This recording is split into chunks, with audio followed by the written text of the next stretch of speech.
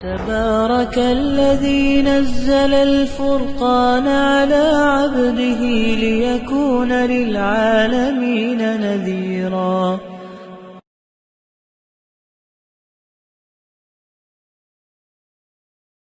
بسم اللہ الرحمن الرحیم. الصلاۃ والسلام علی رسول اللہ صلی اللہ علیہ وآلہ وسلم. معزز سامعین و سامعات، السلام علیکم. صبر کا انعام. صبر بہت بڑی چیز ہے. چنانچہ اللہ پاک کا ایک نیک بندہ کسی جنگل کی ایک بستی میں رہا کرتا تھا. اس کے پاس ایک گدھا، ایک مرغا اور ایک کتا تھا. مرغا صبح نماز کے لیے جگاتا، گدھے پر وہ پانی اور دیگر چیزیں لاد کر لاتا، اور کتا اس کے مکان کی اور اس کے سامان کی رکھوالی کرتا. ایک دن مرغے کو لومڑی کھا گئی تو گھر کے افراد اس نقصان پر پریشان ہوئے، پر اس نیک شخص نے صبر کیا اور کہا اللہ پاک جو کرتا ہے وہ بہتر کرتا ہے. پھر چند دن بعد بھیڑیے نے گدھے کو چیر پھاڑ ڈالا. اہل خانہ غمگین ہوئے، لیکن اس آدمی نے پھر یہی کہا کہ اللہ پاک جو کرتا ہے وہ بہتر کرتا ہے. پھر کچھ عرصے بعد کتا بیمار ہوا اور وہ مر گیا. اس پر بھی اس نے یہی الفاظ دہرائے کہ اللہ پاک جو کرتا ہے بہتر کرتا ہے.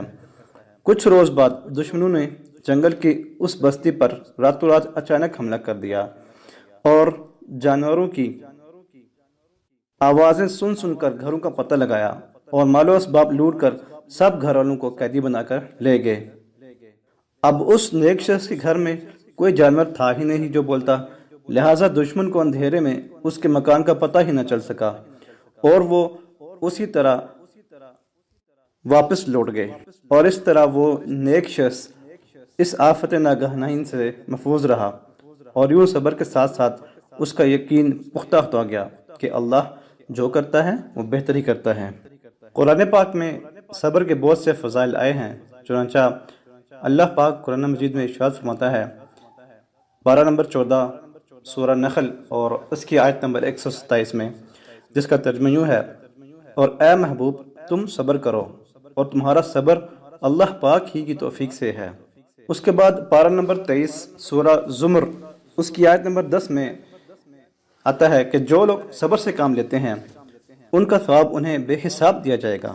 اور سورہ بقرہ کی آیت نمبر 155 میں آتا ہے کہ اور ضرور ہم تمہیں آزمائیں گے، کچھ ڈر اور بھوک سے، اور کچھ مالوں اور جانوں اور پھلوں کی کمی سے، اور خوشخبری سنا دو ان صبر کرنے والوں کو. اللہ کریم سے دعا ہے کہ اللہ تعالی ہمیں ہر مصیبت، پریشانی اور دکھ اور تکلیف پر صبر کرنے کی توفیق عطا فرمائے. آمین. ویڈیو کو لائک ضرور کیجیے اور شیئر ضرور کیجیے، اور کمنٹس میں اپنی رائے کا اظہار ضرور کیجیے.